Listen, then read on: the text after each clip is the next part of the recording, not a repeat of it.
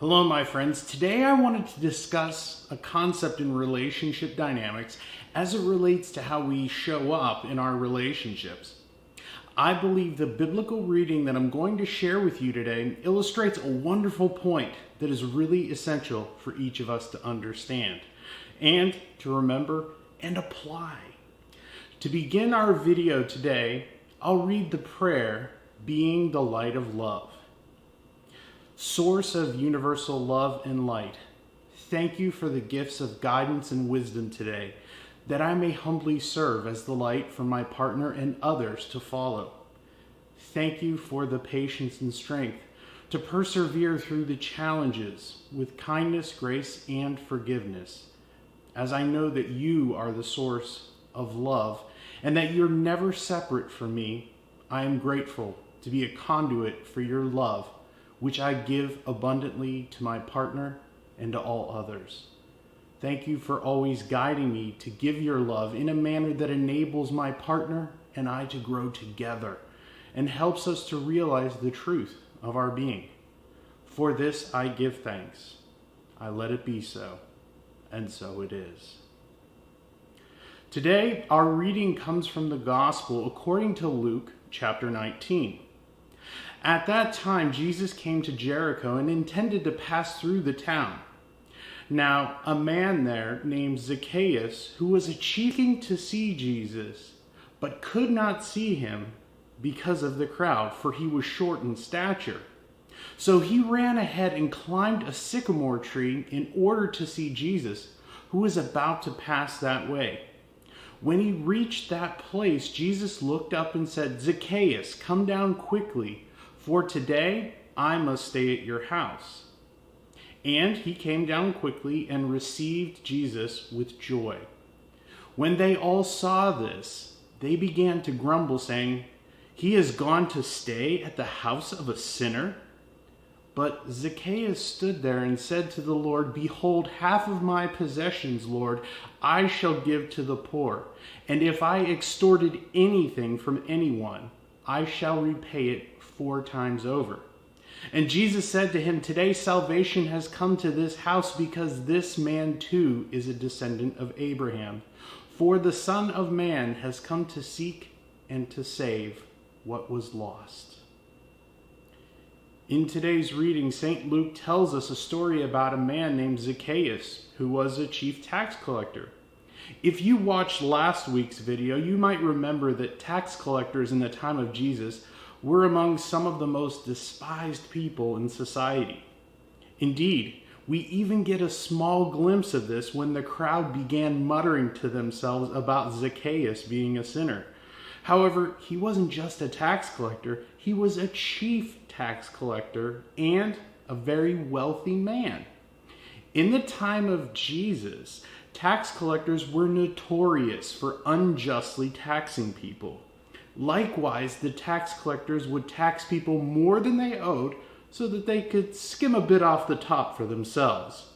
Zacchaeus, being a chief tax collector, must have been pretty good at it to be a chief tax collector, and indeed, we learn that he's a very wealthy man. Luke also tells us that Zacchaeus was also quite short in stature, which does paint a picture of his personality. Napoleon complexes weren't invented with Napoleon, and one has to consider that Zacchaeus' stature would have created challenges for him as a tax collector unless he were ruthless in other ways. No doubt his ruthlessness as a tax collector probably bolstered his case to reach the station of chief tax collector and undoubtedly helped to prosper himself off the backs of his fellow citizenry.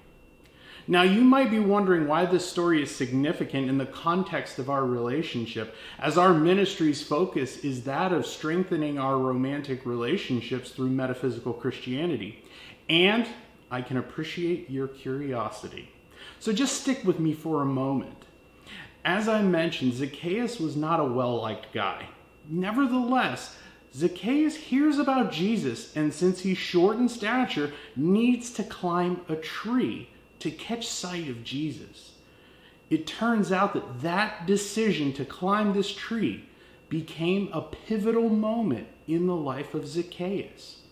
Why would this be? Consider that Zacchaeus was a man who'd enriched himself on the backs of others. He was wealthy and in a position of authority as a tax collector. He had a reputation and undoubtedly an ego that was emboldened because of his short stature. However, we hear that Zacchaeus climbed a tree just to catch sight of Jesus, sort of like a peeping Tom. At the point when Zacchaeus decided to climb that tree, something very important happened. Zacchaeus shed the masks that he'd created. The mask of the chief tax collector, the mask of being wealthy, the mask of being a short man with probably an inferiority complex. He necessarily had to shed those masks because climbing up a tree and hanging there like a peeping Tom had to be a humbling experience for him. He was a man of prestige and wealth, hanging like a chimpanzee from a sycamore tree. However, in humbling himself to climb the tree, he sees Jesus, who calls out to him and tells him that he wants to stay with him at his home, which is certainly more than Zacchaeus had even bargained for. We hear the crowd grumbling about Jesus, this great teacher and Son of God, hanging out with a sinner. But Zacchaeus puts an exclamation point on his transformation. He tells Jesus that he will give half of his possessions to the poor and pay back any money he extorted from people with 400% interest. Zacchaeus, in this act, releases his attachment to his possessions. And we later learn that Zacchaeus keeps his word and becomes a friend to the poor and meticulously ethical in his dealings as a tax collector. For anyone who didn't know what had just happened, Jesus tells them that the Son of Man came to seek and to save what was lost. Prior to this encounter with Jesus, Zacchaeus was a lost man. He clung to the egoic masks of wealth, prestige, and his station of being a chief tax collector. However, there was a part of Zacchaeus, the real Zacchaeus, that perceived it was now time to shed the masks, to humble himself, to lose any attachment that he had to his worldly possessions, and open himself up to be seen by Jesus. It was at that point that Jesus spotted Zacchaeus, and when Zacchaeus found himself, he let go of all of those things that weren't the real Zacchaeus. And then he was open to truly give and receive love. How many times in our relationships do we feel a bit like old Zacchaeus? We're all very busy trying to make ends meet. We aspire to have the house on the hill, the Rolex watches, the Louis Vuitton bags, and all of those signs of wealth, which bolster our egos. In arguments with our partner, we're concerned with winning the argument and being right. We can become indignant when we're challenged about our decisions. We can be critical, contemptuous, and defensive. We can play dirty if necessary because we will rigidly defend our ego or the masks that we wear, because that's who we believe we are. We're attached to all of it because it gives our lives meaning, or so we think. Like Zacchaeus, we have this inner yearning for something more. Coincidentally, it's this inner yearning that keeps us on the roller coaster of wanting more, needing more, enriching ourselves more. We try to fill this inner yearning through stuff, through limiting identities or masks. However, we typically fail to realize that the inner yearning is not a call to acquire more and to bolster our ego with titles and achievements. It's the yearning of our truest self, which is one with the Creator, and it wants to be freed to work in your life. When your truest self has been freed, you realize that truly there's nothing out there to get. Jesus said, "Seek ye first the kingdom of heaven, and everything will be added unto you." We try to do things in the wrong order. We're impatient and want all of those worldly things before even truly knowing ourselves first. It shouldn't be a surprise that relationship problems under these circumstances are inevitable. I remember a time when I was very clearly acting out my own Zacchaeus-like patterns in my relationship. However, like Zacchaeus, I also had an opportunity to make a different choice. You see, about 9 years ago, my wife Marissa and I got married, fell in love, and within a year, she'd filed for divorce. I was working in technology at the time, and I was chasing money and titles. I wanted to be someone, and I got a lot of significance out of my job because I was a leader. I had a great team with a ton of responsibility, and we were getting noticed for what we did. I was on the fast track towards promotions and money, and my life was structured in such a way that I could make that happen. I was a hyperachiever and was constantly trying to have more, to do more, and to be more. I loved Marissa very much, or so I thought. However, within 6 months of getting married, she already wanted to end our relationship. Seriously, how could I be that much different in 6 months? Well, when we were dating, I wore another mask. I'd go to work and wear the mask of the executive. I'd wear another mask with my family, another with my daughter.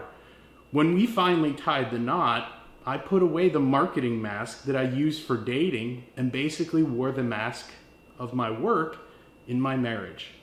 Needless to say, there were conflicts. I was attached to being this executive and having lots of money and prestige. Any love that I did have for Marissa was really just filtered down and distorted in a way that certainly wasn't recognized as love by Marissa. Of course, we all love our partners and certainly aren't always consciously making these decisions to be someone who we're not. However, we do this stuff nonetheless. More often than not, our partners are doing the same sorts of things as well. It's so common to see a relationship where we have two people who are really bringing less than half of who they really are. They're bringing their egos into a relationship and trying to create a whole relationship. It's a relationship between two egos, which are false identities that are shaped and cultivated by society, bolstered by titles, possessions, wealth, vacations, the clothes we wear, or the type of car that we drive. Is it really a surprise that more than 90% of relationships fail within 12 months? Is it really a surprise why 50% of marriages end in divorce? I'd argue that more relationships would end in divorce if there were not other things like children and practical financial considerations, which often keep relationships together. It's impossible to create or maintain a loving relationship when we love through the masks that we create or the egos that we create. However, Zacchaeus' example tells us that we can open ourselves to be seen for who we really are, to really find ourselves. And in finding ourselves, we open ourselves up to truly give and receive love as a whole person. The part of us which is one with the Creator is inside of each of us and is yearning to be free. Yet so many of us cling to those masks for fear that we may be hurt. We cut ourselves off from real love and from really getting to know our spiritual and divine nature and the spiritual and divine nature of our partner. However, when we're like Zacchaeus that humbles himself, loses any attachment that he has to his ego and all of his worldly things, we then open ourselves to see not only our own inner divinity, but the inner divinity of our partner. At this point, it becomes easy to love because it really is our truest nature. When Marissa left and filed for divorce, I was a bit like Zacchaeus making the decision to climb the sycamore tree. I had to lose any attachment that I had to money, titles, and all of the worldly things so that I could truly get to know who I was. It brought me down the road that I'm on today, and I'm eternally grateful for this. Interestingly enough, I'm grateful that Marissa did what she did, because I certainly was so wrapped up in my ego that I wouldn't have made the decision to put the ego away unless something very serious and drastic would make me wake from my egoic slumber. However, it doesn't need to be this way for you or for your partner. You can choose to let go of your attachment to your ego and the masks that you wear, to let go of the attachment to those things that you cling to. In so doing, I'm confident that you too will be ready to find yourself, the truth of who you are, and really open yourself up to give and receive love, the love of the Creator, every single day of your life. Now, I want to share with you an affirmation that I think would be very good for you to use on a day-to-day basis to really just remind yourself of what you really need to do to make those sorts of Zacchaeus decisions in your own life. I release all non-true identity masks which separate me from the truth of my self-identity. And I affirm that my true self will be my inner guide today and every day forward toward a perfect, loving union with my partner. For this I give thanks. I let it be so, and so it is. Amen. I hope you enjoyed this video and it gave you some perspective on how each of us really needs to show up in our relationship as our true self. As always, live empowered on purpose.